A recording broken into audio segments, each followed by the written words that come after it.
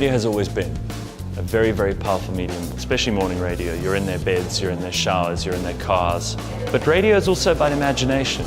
And if you close your eyes and you listen, and I'm telling the same story to 500,000 people, each of them is seeing their own picture. The imagination is what has fueled human innovation.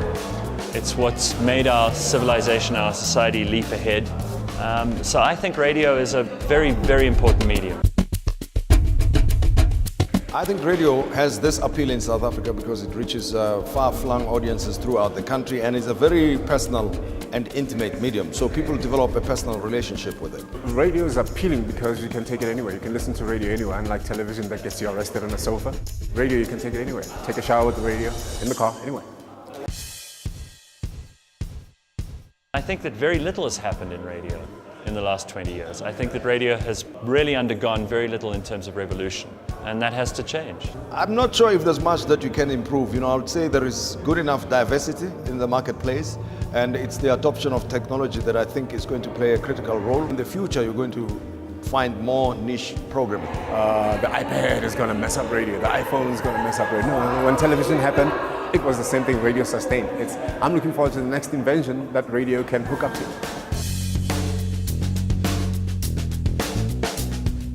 Every single show you do, there should be a highlight in that show. Because you can plan things in radio, but the best moments are the ones that come about when someone calls in and they've just caught their husband cheating on them. They're mentally ill and they want to kill somebody, and you have to deal with that, and I think that's exciting. It's unpredictable.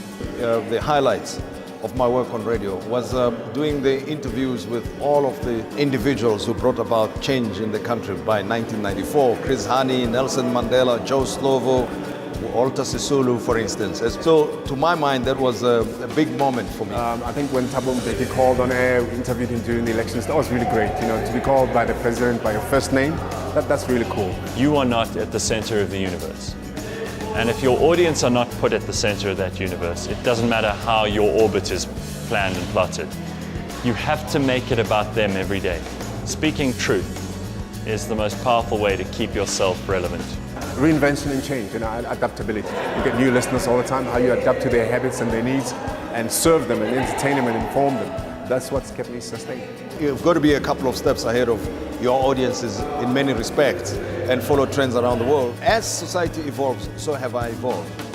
Censorship is the bane of anyone who believes in freedom of expression. I don't care if you don't agree with me about a single thing, but I will defend your right to have that opinion.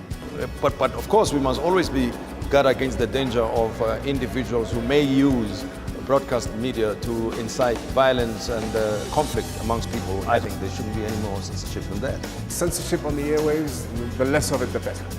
The only responsibility I have is to the audience to keep them entertained. Just like their only responsibility to me is to listen and not to. One's got to be very responsible, and one has got to, you have to understand that there are consequences to whatever you do. It's to simplify what appears to be complex ideas and make them digestible, so you can deal with the information when you receive it, make sense of it. I like it because for me, it's great content. I steal the content on radio for my radio show. But more than anything, the positivity. Concentrate on the guys in their 30s, 35.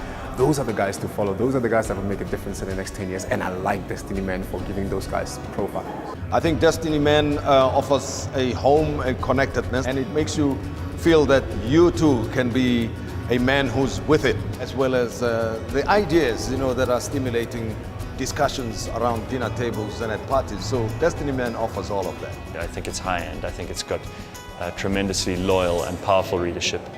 And I also am doing this because, frankly, I wouldn't appear on the cover with anyone else, except I have huge respect for these guys. Don't tell them, but I really do.